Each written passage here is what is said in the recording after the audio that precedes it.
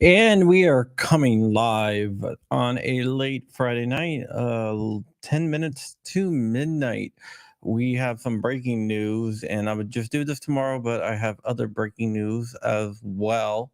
So it's some crazy stuff going on, man. Everything. Always, always, always, they want to ruin my weekend by making me work. So let's go ahead and get this out of the way right now.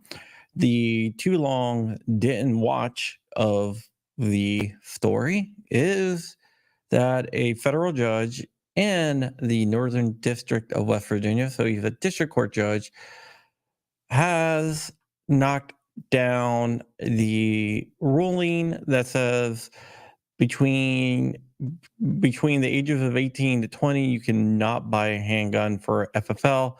This case is known as Brown versus the Bureau of Alcohol, Firearms, and Tobacco. So Brown versus the ATF, and this is out of West Virginia. We are joined today by our favorite reader, Flying Rich, and I think DLD After Dark will be joining us as well. So first, I want to thank Flying Rich for you coming on tonight, and let me get the breaking news sound. Breaking news! Breaking news! Yes, breaking news. I'm going to go ahead and share this. I should have put this in the description. I apologize for not doing that. I'm going to go ahead and update it and put it in the description right now. Don't want to ever gatekeep, so if you want to read it yourself, you can do that as well.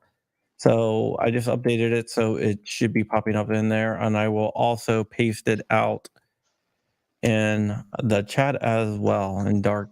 I'm not sure how many people will be watching this because it is late on the East Coast, and I just stopped watching Die Hard to do this. Ooh, the Gundies. What is the Gundies? The Gundies is something that I'm nominated for out. It's going to be in Vegas on the Monday before shot. I'm nominated for top voice of the 2A. You can vote every day, and I would appreciate your vote. But we're not here to really talk about that. So let me go ahead and just bring up the case here, and we can just bust through this, man. And DLD After Dark should be joining us soon. So let me just go ahead and adjust this. I gotta blow up the size here. And this is a big win. So let's go ahead and read through it, and let's go ahead and figure out everything going on. But before we do that, let me just thank a few people out there. Jacob, Goonbeam, best flashlights ever. Xanthi Misfit. Let's see. We have more Beta Prince, Tim Harper, Rumble Vulcan, Live Life, Ron Barr, Mike McClune, Thomas Thurman, Bill Roberts, Douglas Boland, Johnny Barr, The Sentinel, Benchies Go Boom. Haven't seen you in a while. Benchies. Shar is out there. See Damian Christ, DLD After Dark, who will be joining us shortly here. A Gray, and a bunch of other people. The Supreme Edgelord, I love that. The Bear Jew, awesome name. Roddy's Roll, Douglas, Taco Syndicate. Used to be Taco Syndicate, but I guess he's Taco Syndicate and JC9. So let's go ahead and do this. I'm going to bring on Dark here too. Hi, Dark. Hey, what's up, fellas? How's it going? All right. I gotta So be this, quiet. I got the little one sleeping in the other room, so I'll be quiet. this is a victory by the Second Amendment Foundation and West Virginia Citizens Defense League, which are two bang up organizations out there, and they sue the ATF, Steve Dettelbach in his official capacity, and Merrick Garland in his official capacity as a G. So let's go first ahead. question, does this affect only West Virginia? It's a district case, so it depends on how it's written. We're gonna get to that. Okay. Interesting. So Stay basically, tuned. it's just like, okay. All right. So originally, right here, there's Reese versus the ATF. So let's go ahead and just read. Start with the defendant's response. Rich, you want to take this since I got Sure. the little one?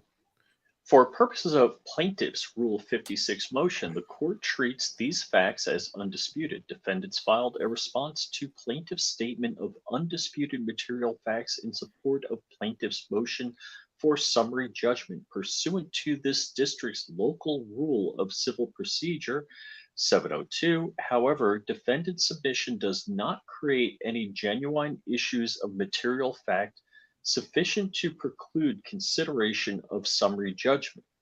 Do you want to tell what that means? Just keep on reading. Okay. I'm going to get through this. That response I lists. explain at the end of each paragraph. Okay. That response lists 8 factual statements from plaintiff's motion, and for 6 of those simply offers statements disputed. Defendants have no knowledge as to the truth of this statement. Simply denying any knowledge about factual statements made in a sworn declaration does not carry. Wow. I'm sorry. Oh, ouch. Yikes. Oh my gosh. Basically, like, All oh, right. we can't verify it, so you have to dismiss. What? Liar! Pants on fire! Your Honor? Simply denying knowledge about factual statements made in a sworn declaration does not carry a non-movance burden under Rule 56. Another part of the response simply notes defendants' inability to verify factual assertions. Man, finally somebody speaking up. That's beautiful. That. Although the court is required to make all inferences in the light most favorable to the Keep on non-moving. reading. I'm going to switch network, so I might Okay. breathe up for a second. You're good. Defendant's burden in facing Rule 56 motion is not insignificant, as Judge Bailey summarized. Additionally, the party opposing summary judgment must do more than simply show that there is some metaphysical doubt as to the material facts. And they cite the case that is, once the movement has met its burden to show absence of material fact, the party opposing summary judgment must then come forward with affidavits or other evidence demonstrating there is indeed a genuine issue for trial, and that it cites cases. If evidence is merely colorable, basically what they were trying to say is, hey, you can't do a motion for summary judgment because we're not sure if what they're saying is true. We call you a liar. Wow. Defendants do not even engage in speculation based on stacked inferences. They simply dispute plaintiff's factual statement, answering lack of knowledge to verify. Rule 56 demands more. Moreover, upon review of the docket, neither party engaged in any discovery efforts nor argued that additional time was needed for discovery. I have no idea what they did. I mean, they Can I effed send Christmas cards to these judges? Is that okay? Well, They would not be the only ones, too. all right, here. Thus, Thus, there is no genuine issue of material fact present here. See Rule 56. all right, On August 30th. Brown. Okay, let me just say what pro se is. Brown originally filed this on his own with no help. Really? Yeah, no lawyer, Wow. no nothing. That's gangster. So, meaning the individual say, hey, I'm suing you, and I'm Yeah, doing it myself. yeah. So on August 30th, 2022, Brown Pro Se filed suit against the ATF, the Director, the Attorney General, Patrick Morrissey, and the West Virginia Attorney General. On that same date, summonses were issued to the initial defendants and notice of general guidelines for appearing pro se in federal court was given. The next day, the case was referred to the Honorable Michael J. Alloy, United States Magistrate Judge, for written orders or Okay, what a magistrate judge is, you have like the district court judge, and you have a magistrate judge. The magistrate judge is under the district court judge, but he's acting with the authority of the district court judge who bestows on him the authority. So it's not as high of a district court judge, but they can do a magistrate judge, and it still has the same authority. Okay. Reports and recommendations on. But you can always say, I don't want a magistrate judge, I want an actual district judge, but I wouldn't do that. Mhm. Wow. Okay. Or reports and recommendations on dispositive matters for decisions of any other matters that may rise. On You September can skip. 23rd, All right, go ahead. 2022, Brown's counsel filed a notice of appearance and moved for pro habeas admission for a visiting attorney. Okay, on September. basically, the attorney that they brought in was not a member of the West Virginia bar, but you can move to get admission as a visiting attorney. Like, for example, down in Florida, one of my attorneys is Stephen Stimbolier, who was not a member of the Florida bar, but he got visiting attorney status. The guy that defended Rich and I, one of them. Zanti Misfit said, I think so isn't evidence. On September 27, 2022, the First Amendment complaint for declaratory judgment and injunctive relief was filed on behalf of Mr. Brown.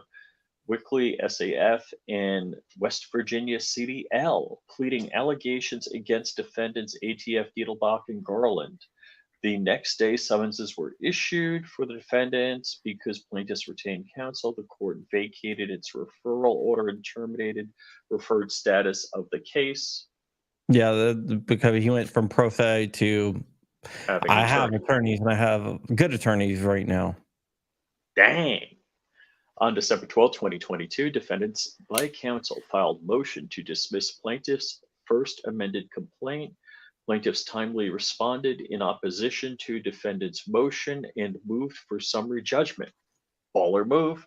Defendants replied in support of their motion to dismiss and in opposition to plaintiff's motion for summary judgment. Plaintiffs replied in support of their motion for summary judgment and in opposition to defendant's motion. Plaintiffs and defendants have filed supplemental authority during the pendency of their motions. Thus, Okay, the motions are fully briefed and ripe for review. Okay, basically, what supplemental authority, if there's other court cases that happen from around the nation, they can file like a motion of supplemental authority. Like, for example, like if a precedence is set somewhere else with a similar case. saying, hey, look, since we started this other case was decided, and this is what the other case decided. And something like that happened with the braces, right? It happened with the braces. It happened with pistol frames and receivers as well. Yeah. It's happened with a lot of different things. Yeah. Under Rule 12b1 of the Federal Rules of Civil Procedure, a party may move to dismiss a claim for lack of subject matter jurisdiction. A defendant challenges subject matter jurisdiction in two ways. that a complaint simply fails to allege facts upon which the subject matter jurisdiction can be based, or that the jurisdictional allegations of the complaint are not true. And You can a skip all the challenge of legalese. subject matter jurisdiction in the first manner, as defendants contend here, conjures the same procedural protection the plaintiff would receive under Rule 12b-6 consideration.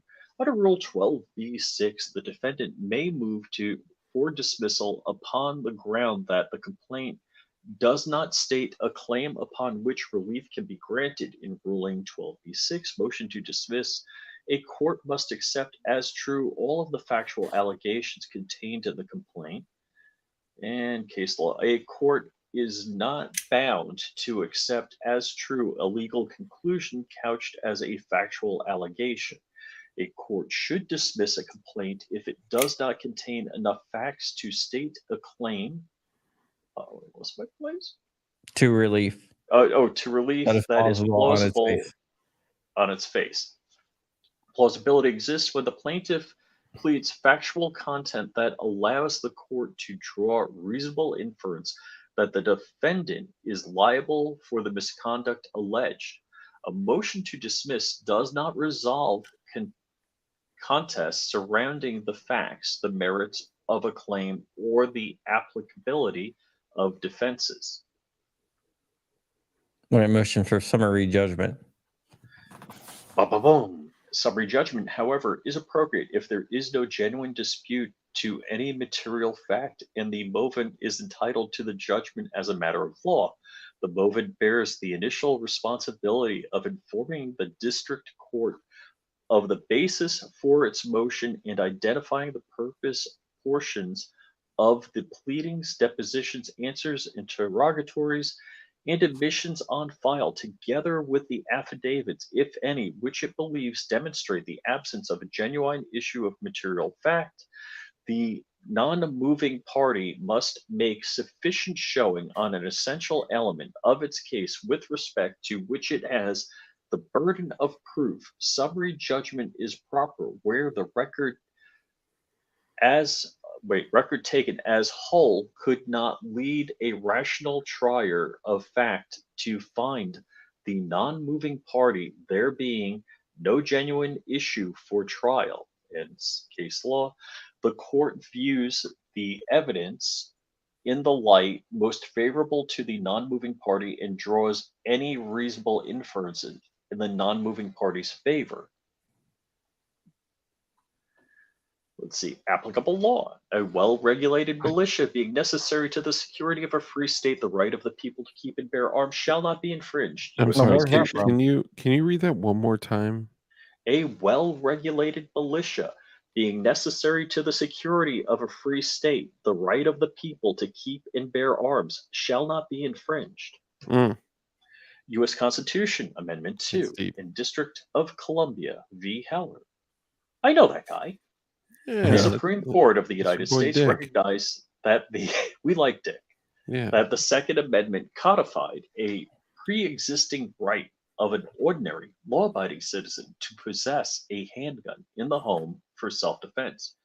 New York State rifle and pistol. You don't have to read the cases. Brewett decision. Yeah, but I want to read that one. Okay. This right, however, is not unlimited. Our nation's historical tradition teaches us that there are certain long-standing, presumptively lawful regulatory measures that the Second Amendment did not abrogate. Heller, let's see, the Heller court then set forth a two-step framework for assessing a Second Amendment claims that claimed a historical analysis with means and security. So that's a two-step method. I'm sorry. Bruin got rid of that. Bruin combined. Yeah. Bruin is text and tradition. In Bruin, Supreme Court kept with Heller, but declined to adopt the two-part approach, finding it to be one step too many. Bruin rejected any means and scrutiny entirely. Bruin affected a sea change in Second Amendment law. Amen, brother. Thank you, Clarence Thomas. Maryland shall issue. This is the supplemental authority that that Brown, basically the plaintiffs filed. The Maryland shall issue basically knocked down the HQL, the handgun qualification license in Maryland. Now, just out of curiosity, why do you think everyone references it as Bruin as opposed to the New York State, It's shorter. New York Rifle and Pistol Association or whatever it is? Because I Bruin lost, right? Right. Bruin I lost. assume just because it's shorter. Yeah, because there's other it can be referred to each other like other ways, but there's also other cases where the New York Pistol Rifle Association are plaintiffs. So it Yeah, can get there's a little vice bit, versa, which you hear that acronym or Yeah, something. it's like interesting. I mean, you can Yeah. do it either way, but this is just yeah, little just bit kind of find it clearer. fascinating that it just became dubbed as Bruin. With hey, I got nothing but love for it. I'm just curious. that. Right. Bruin's holding is more rooted in textualism and originalism. Sorry. If the plain text of the Second Amendment covers an individual's conduct, then the Constitution presumptively protects that conduct. To justify its regulation, the government may not simply posit that the regulation promotes an important interest.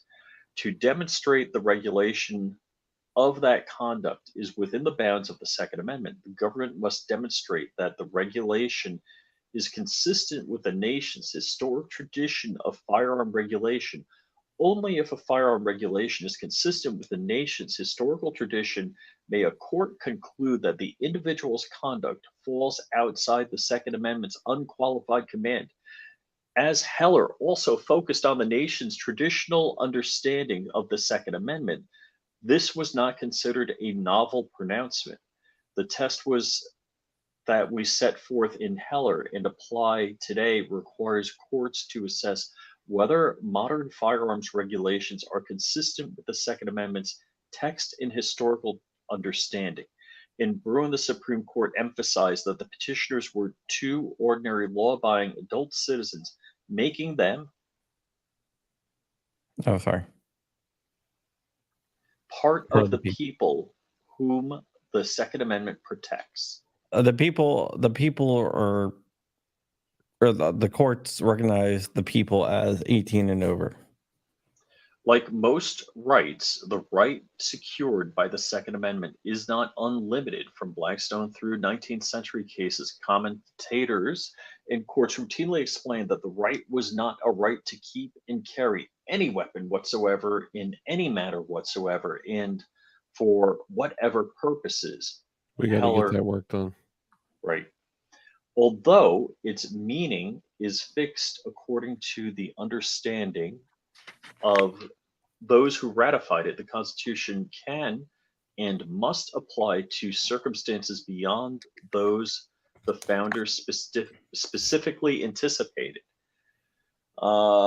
Indeed, courts are instructed to use analogies to historical regulation sensitive places to determine that modern regulations prohibiting the carry of firearms in new and analogous sensitive places are constitutionally permissible. It's saying Fourth that, I mean, that a law doesn't have to be exact; it has to be damn close. Yeah. Mhm. The Fourth Circuit recently summarized the task before this court. The Supreme Court supplied analysis covered on the Second Amendment's text and history. The court explained that when the Second Amendment's plain text covers an individual's conduct, the Constitution presumptively protects that conduct. At that point, the challenged regulation is unconstitutional unless the government can show that the regulation is consistent with this nation's historical tradition of firearm regulation. This Only is the then MSI case. may a court conclude that the individual's conduct falls outside the Second Amendment's unqualified command. That's Maryland shall issue. So this basically goes over Maryland shall issue. So let's just go down here. So US 18. Oh, you want in? Where we start? Yeah, this is the regulation that prohibits FFLs from transferring handguns to anyone under the age of 21. So just So that prohibits law FFLs prohibits. from selling firearms to those who do not appear in person unless the buyer submits a sworn statement affirming he or she is 21 years or more of age. In the case of any firearm other than a shotgun or a rifle, ATF's implementing regulations, blah. Chief counsel of the ATF wrote an opinion letter in 1983 explaining that FFLs are prohibited from selling or delivering handguns to a person under the age of 21. However, a minor or juvenile is not prohibited by federal law from possessing, owning, or learning the proper usage of firearms, since any firearm that the parents or guardian desire the minor to have can be obtained by the parents or guardian. Okay, well, here, this is a key thing. 1983, the ATF said, "Hey, you're not allowed to do this." Federally, you are allowed to own a handgun if you are 21. For example, Virginia has universal background checks. Unless you're buying a handgun from a private seller and you're under the age of 21, then you can still buy it, because in Virginia, you are permitted to own a handgun at 21. Or even though private Under 21. transactions were outlawed, you can still do private transactions with immediate blood relatives. So Yeah. just saying. All right, now Because let's go down adults to have discussion. been, Okay, sorry. that's okay. Because adults have been 18 and 20 years, oh, I'm sorry, because adults between 18 and 20 years old are statutory precluded by 18 USC, blah, from buying handguns and handgun ammunition from a licensed dealer. Plaintiffs challenge their statutes are facially unconstitutional, and as applied to them, plaintiffs also request an injunction barring enforcement of the statute for the same reason. Defendants filed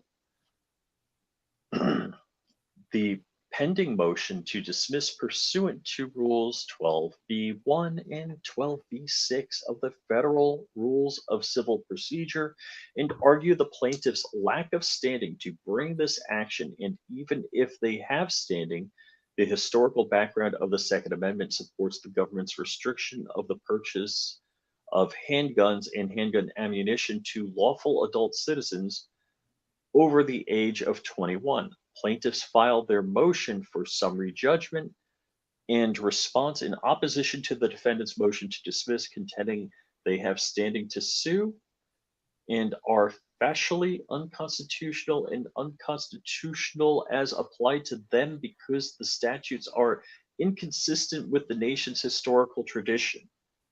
So Bazinga. basically, what they were trying to do, the ATF thing was like, hey, they don't have standing to sue, which means you don't have the right to bring a case. The court, of course, starts with a jurisdiction, particularly given defendants' advanced standing challenge to plaintiffs' claims. The judicial power vested in Article 3 of the Constitution extends to cases in controversies. U.S. Constitution or law. Federal court jurisdiction is limited to cases or controversies. Plaintiffs must establish they have standing to sue. And they cite cases. Yeah, basically, you have to have standing to sue. So I just can't sue. I can't sue an FFL for not selling handguns to people under 21 because I'm not under 21. So And you therefore, I aren't don't have denied. standing. Thus, the court must first address the plaintiff's standing to bring suit as challenged in defendant's motion. And Sit down to Article 3. Article 3. Standing is proven when plaintiffs have established an injury in fact, causation, and redressability. The burden to establish standing is on the party asserting it. So An basically, you have to association, establish for you have to say, hey, I have standing, and this is why I have standing. an association has associational standing when at least one of its identified members would otherwise have standing to sue in their own right. The interests at stake are germane to the organization's purpose, and neither claim asserted nor the relief requested requires the participation of individual members in the lawsuit. That Cite means case since law. SAF and West Virginia Citizens Defense League can say, hey, some of our members are under 21. Therefore, we have associated standing because we have members under 21 that's affected by this law. Yeah, any adult under 21, so 18 to 20, essentially, right? Yeah.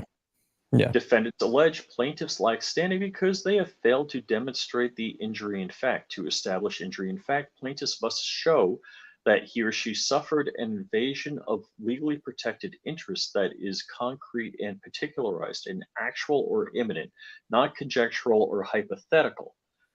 An injury is particularized if it affects the plaintiff in a personal and individual way, and it is concrete if it's de facto, that it must actually exist. Brown and Weekly contend they have suffered an injury in fact because they wish to purchase handguns and handgun ammunition from FFLs, but were precluded by statutes because of their ages. Brown and Weekly have each attempted to purchase handguns and associated ammunition from FFLs and have been turned away. That's one of the things they have to do. They actually have to go try it. So even though that they know they're going to be denied, they go try it anyway. But they don't lie on the FFL on their 4473. They fill it out accurately, and when they get turned away, then there's your standing. Yeah. So one before we pick it back up, one question came through. Do you want to wait till after we finish this? Yeah. Okay. This are the questions that you see. Defendants argue Brown and Weekly have not suffered an injury at all because federal statutes and regulations do not preclude 18, 19, 20-year-olds from possessing a handgun or ammunition so long as plaintiffs' parents or guardians purchase them from FFLs as bona fide gift. Defendants generally miss the point that the plaintiff's injury is clear. Plaintiffs do not dispute that 18 to 20-year-olds who are law-abiding adults and not otherwise banned from firearm possession are not prohibited from possessing handguns. Brown and Weekly's injury prompting the filing of the suit is that they cannot purchase handguns and handgun ammunition from FFLs as a result of the age-based ban. So basically, what the ATF was trying to say is, hey, they can have their parents buy it for them and give it to them. Defendant-specific arguments are likewise unavailing. First, the suggestion plaintiffs suffer no injury because a parent or guardian can simply purchase the gun and give it to an 18 to 20-year-old overly minimizes the plaintiff's plight. Deprivation of constitutional right is a deprivation and necessarily an injury in fact, no matter if an easy and lawful workaround exists. Moreover, the Supreme Court of the United States previously rejected the government's reasoning in different contexts. And the Supreme Court deciding a First Amendment issue struck down a California law prohibiting the sale, but not the possession of violent video games to children under the age of 18. Like this statute, the California law allowed parents, aunts, uncles to purchase and provide games to children. Yet the Supreme Court found this prohibition on the sale of games implicated children's First Amendment rights and proceeded to strike down the regulation under strict scrutiny analysis. Brown and Weekly's injury, therefore, is not solved by the ability to receive a gift of a handgun from a parent or guardian. Holding 18 to 20-year-olds have standing to challenge the age-based handgun ban, and the statutory age prohibition violates the Second Amendment, and by prohibiting FFLs from selling guns to 18 to 20-year-olds, the laws cause those persons a concrete particularized injury, the injury of not being able to purchase handguns from FFLs. The government's suggestion erroneously draws too large a distinction between the right to possess and the right to purchase a firearm. Although the Second Amendment does not expressly protect the right to purchase firearm, that right must exist by implication if the right to keep and bear arms is to have its full meaning and effect. All right. That's one of the arguments that a lot of people in the anti-gun side tries to make. You don't. Yes. The Constitution says you don't have you don't have the right to purchase a firearm. But what good is the Second Amendment if you cannot get a firearm? Yeah. So and the courts have recognized that over and over and over again, that the right to purchase a firearm is inferred by the right to keep and bear arms. Amen. So keep on going. Facts. Full meaning and effect, common sense logic tell us that unless one is a maker of guns, the right to keep and have a gun necessarily means that one must purchase it, steal it, be given it by another, or find one that another has lost. Wow. Don't steal it. Judge Payne's analysis in Frazier proved precedent. Unlike him, the court has now the benefit of the Fourth Circuit's decision in Maryland shall issue First Moore, which was the 3-judge panel from the Fourth Circuit. There, in the context of determining whether purchasing a firearm falls within the scope of a Second Amendment's protection, the Fourth Circuit found the issue not complicated if you do not already own a handgun. The only way to keep and bear one is to get one, either through sale, rental, or gift. The Fourth Circuit also dismissed the suggestion that a 30-day waiting period at issue there under Maryland law is not sufficient deprivation to run afoul of the Second Amendment. Discussing the founders' use of infringed in the amendment's text, the court left the issue undecided but noted the Second Amendment scrutiny is not exclusively reserved for laws that wholly or effectually prohibit firearm possession. This court therefore has no hesitation concluding plaintiffs have sufficiently pled and demonstrated an injury in fact. The ban, 18 U.S.C. 922, imposes on 18 to 20-year-old law-abiding citizens is more significant deprivation than the 30-day waiting period in Maryland shall issue. There, the Fourth Circuit concluded. Okay, basically just saying that we're going to skip down a little bit. They're denying the ATS motion to dismiss right here for lack of standing. Let's see. First, the court must determine whether the act of purchasing a firearm is within the Second Amendment's right to keep and bear arms. See Bruin, Maryland. So plaintiffs just need to show that a law regulates a course of conduct that falls within the amendment's plain text. Right, we can skip this. Basically, it's going to get down to Bruin and say Bruin said it's necessary to imply that you have the right to acquire a firearm. Yeah. And this is saying that the Fourth Circuit, we're going to skip this. This is going to say the Fourth Circuit in Maryland shall issue agreed with that and did that. So let's just go down to at the first step. At the first step, Bruin requires a court to conduct a textual analysis that is focused on the normal and ordinary meaning of the Second Amendment language.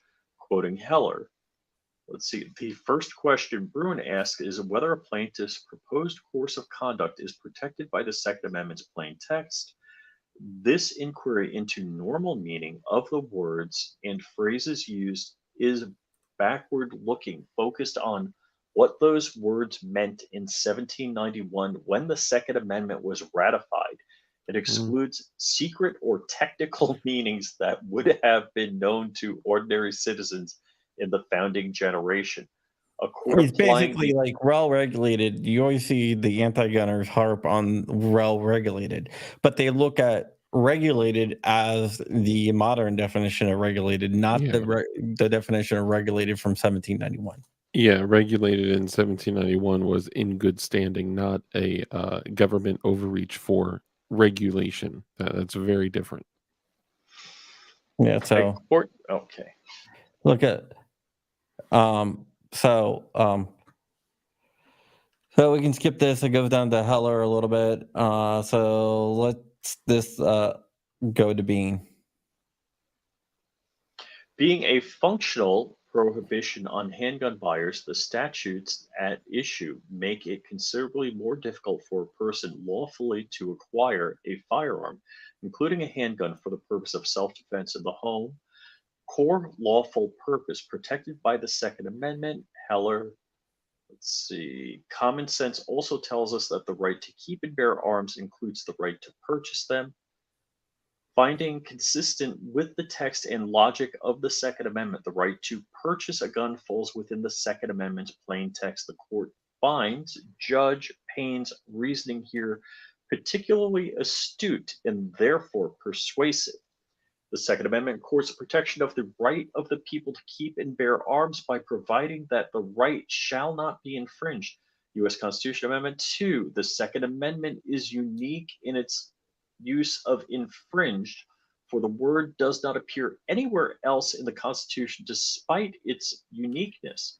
The term infringed has received little attention.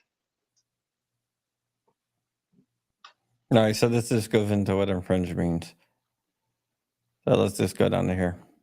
The court's conclusion here is in line with decisions of multiple federal courts of appeal, which, when ascertaining the textual reach of the Second Amendment, have held that the Second Amendment protects ancillary rights necessary to the realization of the core right to possess a firearm for self-defense.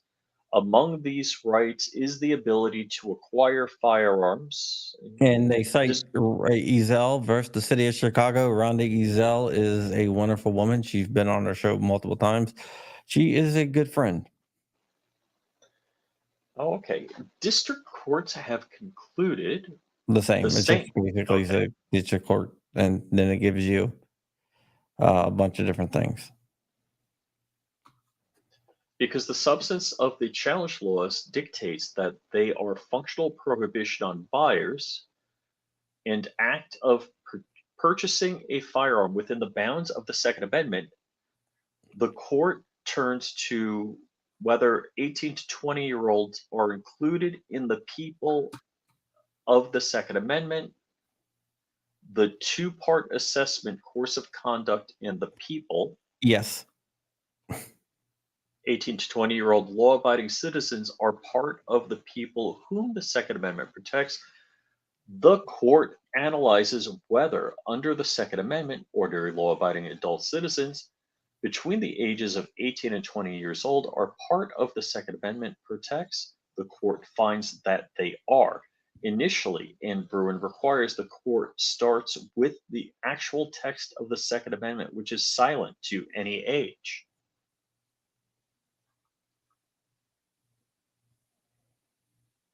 Age requirements or restrictions on the rights enshrined therein. That omission is significant when compared to other constitutional provisions.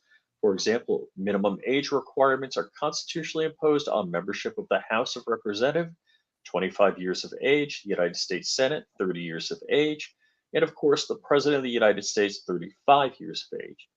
See U.S. Constitution, Articles 1, 2, 3, blah. Clearly, the authors of the original Constitution and Bill of Rights contemplated age restrictions during their drafting work. The Second Amendment only refers to the people.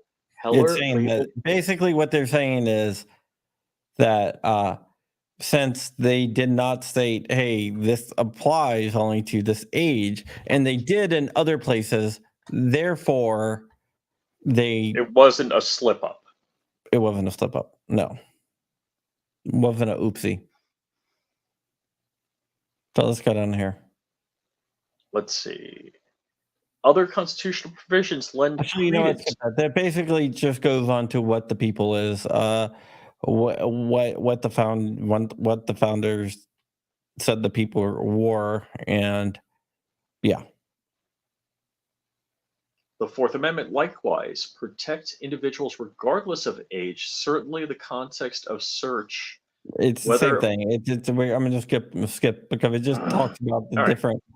It just talks about the different places where you can infer what the age of the people is in the Constitution.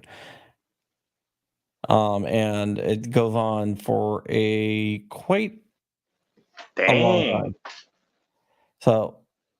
So go down and start right here. Considering this analysis, the court concludes that 18 to 20-year-old law-abiding citizens are part of the people who the Second Amendment protects. Plaintiffs themselves and the activity which the federal law regulation currently prevent them from undertaking are covered under the Second Amendment's umbrella of constitutional freedoms. Thus, the burden shifts to the defendants, who must demonstrate that challenged statutes are constitutionally permissible under Bruin. And at Bruin's second step, the government must provide historical evidence that justifies the law.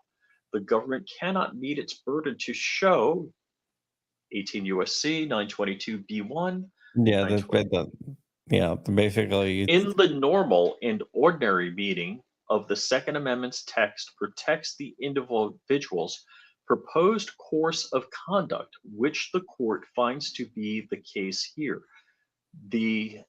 Then the amendment presumptively guarantees the individual's right to related to firearms, and the burden falls on the government to justify the challenged regulation. In Bruin, the government bears the burden to show that the law is consistent with this, I'm assuming text and tradition, nation's historical tradition of firearm regulation.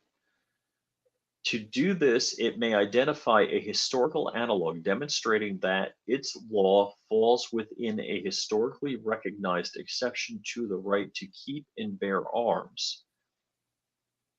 This necessarily requires the reasoning by analogy contemplated by the Bruin court. The government must identify historical firearm regulations that are consistent with the modern challenged regulation, and courts must decide whether historical regulation is proper analog through a determination of whether the two regulations are relevantly similar. And analogical reasoning, you don't have to read that. Just courts applying Bruin must consider whether modern and historical regulations impose comparable okay. burden. You can stop that Same paragraph stuff. right there because everybody knows what Bruin says: text, tradition, history. Yeah. In the defendant's attempt to justify the government's regulation by demonstrating that it is consistent with the nation's historical tradition of firearm regulation, they cite to William Blackstone commentaries and the long-standing state laws prohibiting sales of firearms to persons under 21. Notably, defendants argue that historically a person's age of 21 is the age of majority. Our nation's history, however, points to a different conclusion. Defendants spend time collecting state laws prescribing age barriers to the possession and purchase of firearms between the years of 1856 and 1993. However, Okay, let's stop right there. What they are trying to do is they cannot find anything from the founding era. So they try to 1791. move the founding era to the era of 1868. They say up until 1868 is the founding era. Did Which is ATF memo go out? Because this is what the ATF's done multiple times in the past. Yeah, well, they can't defend it by using actual founding era, so they do this. Throw something against the wall, see if it sticks. Yeah. However, constitutional rights are enshrined with the scope they were understood to have when the people adopted them, whether or not future legislatures, or yes, even future judges think that scope is too broad. So Yeah. he's saying that it doesn't matter what judges think. It's what it is. It's what it meant at the time it was written and approved. Mhm. At the time of the ratification of the Second Amendment, 1791, 18 was the age of majority for militia service throughout the nation, although in 1775, 16-year-olds were expected to fight in the Revolutionary War. During the War of the Revolution, 16 was the military age. In 1792, the United States Congress specified that each and every free, abled white male citizen of the respective states resident therein who is or shall be of age 18 years and under the age of 45, except as is herein after accepted, shall severally and respectfully be enrolled in the militia. So the militia majority age was 18, and that's where you get the age of the people. Mhm. Okay, I saw someone that says, what, 17 people to 17 are not people. What the courts has held is the people refers to it's different. The people and people are different terms. The people, um, because of the militia age, the age of majority and stuff like that is 18. That's why the courts use the age of 18. Whether it's right or wrong, maybe that can be argued in the future, but that is where the courts get that from. So, more 18 to 20-year-old stuff. Following briefing, the government filed a notice of supplemental authority, altering the court to the 11th Circuit's decision issued the same day, National Rifle Association v. Bondi. The 11th Circuit found a Florida statute limiting the ability of 18 to 20-year-olds to purchase firearms did not violate the Second Amendment. Okay, the 11th Circuit tried to use the data ratification of the 14th Amendment, which is 1868. The Bondi court focused on whether the Here it is. ratification, There you go. the ratification era of the Second and 14th Amendment primarily informed its assessment of the historical tradition of American firearm regulation. As discussed, that argument is much less relevant here given plaintiffs' challenges to a federal statute. Regardless, the Bondi decision was vacated on July 14, 2023, when the 11th Circuit Court granted a petition for rehearing and decided to rehear the case en banc. Okay, I'm Thus, going to explain that. The 11th Circuit, when they said that, and the supplemental authority referred to a 3-judge panel from the 11th Circuit. The 11th Circuit granted an en banc hearing, which means the full bench will hear it. When an en banc hearing is granted, it's like that 3-judge panel never happened. It's like a do-over. It's everything that 3-judge mulligan. panel said is gone, wiped out. Doesn't matter what they said. And that's what this judge is saying. Thus, the authority to which defendants point the court is no longer authority. To date, the defendants have inexplicably failed to update or withdraw their notice of supplemental authority, despite the fact that the 11th Circuit opinion published over 4 months ago vacates Bondi's panel opinion and dictates significant time in their papers, discounting the 4th Circuit's Hirschfield opinion for the same reason. Wow. They cannot defend this. Dog ate my homework? So they're just gonna ignore it and hope the judge didn't notice, I guess. The core issue the court must answer under Bruin remains whether our nation's history and tradition contains analogous restrictions to the ability of 18 to 20-year-olds to purchase firearms.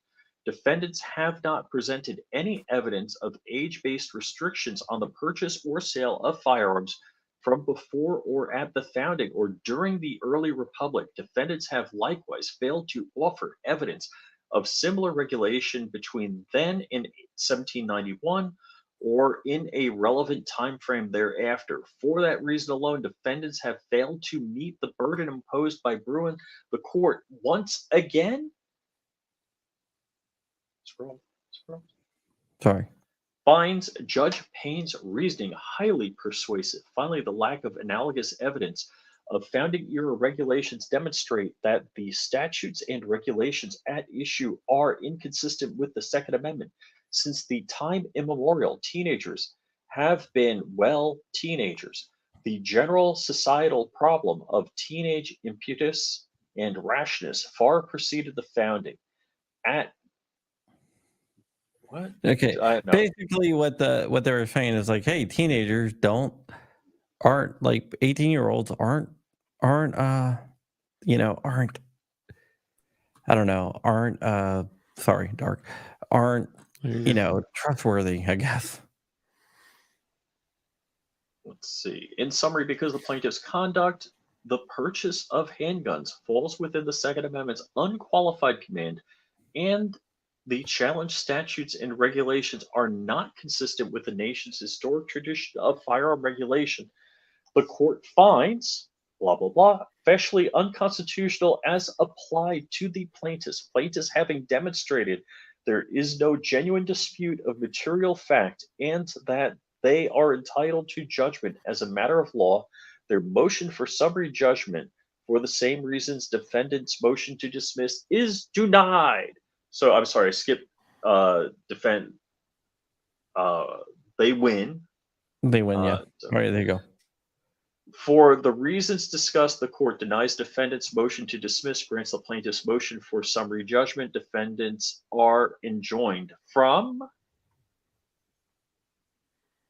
enforcing USC 922B1C1 against plaintiffs and otherwise qualified 18 to 20-year-olds pursuant to Federal Rule Civil Procedure 54B and finding no just reason for a delay of the appeal of this order, the court directs entry of final judgment in favor of the plaintiffs and to strike this case from the court's active docket. It is so ordered.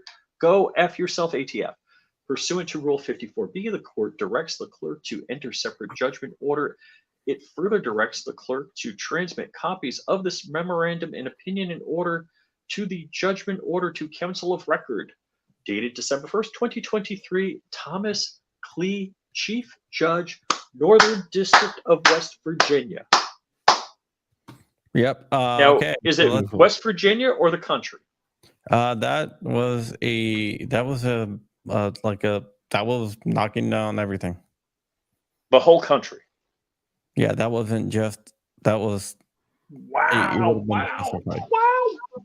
So hold on. So are you saying that this can be used as precedence for the whole country in the future? Are you saying that this one thing that occurred now 18, 19, and 20-year-olds can Okay, walk into? let's go. Brian Crump, who your title is misleading. It is illegal in most states. A person 18 and 19 and 20 cannot purchase a handgun, but you can possess a handgun. Fix your title. Okay, buddy. This Beautiful whole last case name. is though. about being able to purchase a handgun. Not about a possession of a handgun. It's about purchasing a handgun. So the title is accurate. I think It I is think what he's accurate. saying is that he doesn't. So if what you're saying is true, the title says breaking ban on FFLs selling handguns to 18 to 20-year-olds was struck down. Now that is exactly what happened. As far as if it's, I'm not going to personally speak on if it's just for West Virginia or nationwide, But but this is definitely nationwide. I'm just saying. He may have misunderstood. Like this literally just happened today. Yeah, this is breaking news. Yeah, this is a big freaking deal. My daughter is now 21. She can do whatever she wants. She could technically do whatever she wants at 18. But we And lack a time machine. based on this, I would expect the Glock 26 that was taken from me when I was 18 years old by Officer McDonald to be swiftly returned to me. So I Okay, don't believe that'll ever so I happen. can't give my son a handgun for a gift. It depends on what state you're in. Oh gosh, right. How is the NFA not a registry? The NFA is a registry. It is, I believe it's the whole entire NFA is unconstitutional, but if Can I it say- wasn't unconstitutional, the National Firearms Act of 1934 authorized the government to keep a registry of NFA. Well, then they needed a constitutional amendment to do it. Go F yourself. Can I explain how they got around that in 1934, if that's okay, really quickly? It was a tax. So, well, yes, but the issue is that they're always saying that the ATF cannot keep a registry of our firearms. Okay, now there are some states that have a mandatory registration of all firearms. The way that they went around this is that they categorized NFA items in 1934. So let's say originally handguns were included in this. So they were obviously removed. So short barrel rifles, machine guns, short barreled shotguns, AOWs, silencers, they categorize them as affray, which is dangerous and unusual. Because they are dangerous and unusual, they require a tax. Now, all of this is wrong. None of this is right. All of us disagree with this wholeheartedly. However, because they're affray, dangerous and unusual, they require a tax. Because they require a tax and a background check, they have to keep a log in a registry of all of these transactions because they're dangerous and unusual to their standards, which is wrong, incorrect, unconstitutional, and none of us agree with it. I'm just saying that's their uh, breakdown of it. Yep. All right. Let's go here. Thank you, BB Linimus, member for 15 months. My guy. We have Taco Syndicate member for 9 months. All my people are from here. Rich, go ahead, read. Okay, for the sake of argument, going by this standing, if a 16-year-old was given and emancipated by the courts, wouldn't they be due the same rights since they have no other means of getting them? I don't know. It Likely not. goes back to the age of the majority of the militia back in 1791. That's what the courts look at, and that's specifically stated as 18. I don't agree with it, but whatever. I don't get what Agorizer is saying, but as CRS informed us, an array is actually an action, not certain objects. So what he's referring to is that when they used this term affray to use it to describe dangerous and unusual firearms, affray is actually the act of doing something dangerous and unusual with a firearm, right? So if I'm just simply holding a machine gun, then the machine gun cannot be affray because that is not dangerous and unusual. Now, if I'm, butt naked walking down the highway with rubber chickens duct taped to me, holding a machine gun, then that may be dangerous and unusual. You must have some weird dreams, Dark. I mean, y'all never thought about that? Yeah, and it is dangerous and unusual, not dangerous or unusual. So, didn't I say dangerous? Yeah, and you unusual? did. I did, but he was just pointing that. Right on. No. Okay. Yeah, no, good point that he made is dangerous and unusual. Yeah, a lot of people get that mixed up. Well, we also know that, we already discussed that one. If you were to go to a gun shop, do a 4473 and purchase a 44 Magnum, that's not dangerous. An AOW is way more dangerous. A silencer is way more dangerous. Unbelievable. All right. So it's nationwide, yes, sir. And it absolutely is. Everything they have is a searchable database, whether they admit to it or not. We need an icon of like the ATF's junk getting slammed in the door again and again. We could probably do that. We've had a series of wins, gentlemen. Like this has been some tumultuous times. We've had a series of attacks, and they are losing constantly. A lot. Yeah. Couldn't be happier. Obviously, we're nowhere near where I would like us to be personally. I don't think there should be any restriction at all. A searchable database, that's what the ATF referred to as their database in the out of business records. Yeah. AKA. Which my local FFL went out of business. So all of those Ubers, guess where they went? To the gay TF. Why do you think I'm buying guns from FFLs 3 hours away from me? That will make such a difference. Luckily, Dark has made more PWEDC more common use, so it's not dangerous. This is true. In Dark, one of your followers just was in the news recently. Yeah, that's true. Oh, careful. What was it? He was PWEDCing it was a semi-auto Bodyguard 380 Bodyguard 380. Oh. in his B-hole. It's kind of a big gun too. I mean, it's not a big gun, but it's big. It's not bad. Not one of the smallest. It's not as bad as that dude. I mean, it's not as bad as that dude that had a 6-inch barrel 38 Python. Yeah, I mean, basically, it's the Smith & Wesson equivalent.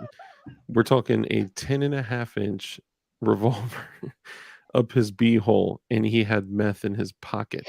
Like, bro, really? Well, that's crazy. Yeah. Bill Roberts says, that's not unusual. What else do you expect me to do with all these rubber ducks?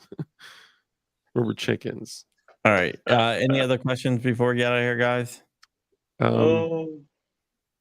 Nothing that would be appropriate to say online without getting my door kicked in. Yep. I have All Get Home. All Get Home? All Get Home. Yep. There you go. Yeah. Rich printed a nog. Yeah, he has the Nylog. Oh, you know what? I have a P1P on the way. Nice. P1P, it's going to be arriving Wednesday. The same day is my another ammo shipment. I can't stop. I can't stop. All right. Follow Rich at Flying Rich Firearms on YouTube, FlyingRich_official on Instagram, FlyingRich.com. DLD After Dark runs DLD hardware. Just Google that. Mm-hmm. Also follow him at DLD After Dark on YouTube. We do a podcast on Monday nights on Rumble called Uncensored Podcast. So if you just go to like rumble.com/uncensored podcast or /c/uncensored podcast, you'll find it 10 o'clock Eastern. Where we talk the ish that you can't hear on the tubes of you. And I will see you guys later on. I'm going to do a video tomorrow morning. Like I said, there's a lot of stuff going on, which is always. Oh, and if you did not see my short, the Fifth Circuit declined to do emergency stay on the FRT injunction. So there you go. That was sweet. That's another good one. Nice. Yeah. ATF has definitely been losing a lot. It's been less. They're not having a good end of the year. I'm just wondering what they're going to do around Christmas time. They always do something. They always drop something. Yep. Always. That's why I took the days off after Christmas. The only thing I can say to people before we leave is to make sure you get as many ducks in a row and everything that you can in order, and make sure that you are as good with God as you possibly can be, because these are challenging times. I started watching Die Hard, but then stuff came up, so I'm gonna watch it tomorrow, I guess. I gotta watch Die Hard. Invasion USA, which is my two favorite Christmas movies: Invasion USA and Die Hard. Remember Nakatomi Plaza. Mm-hmm. Yeah. Thank you, Polygraph. And remember to vote for me at the Gundies. One other thing. We could vote again. It's after midnight. I can definitely tell you they probably are not going to be aware of this. So, and the system's probably still going to be set up to reject you. So it's going to be a week. It's going to be a while. So when the gun store opens, as in like 9 a.m. tomorrow, he's about to walk to the gun shop. I mean, honestly, you can go to Pacer, print out the documents, and bring it to they're not going to take that. Dude, you're going to hand a legal document over. I'm just saying, highlight.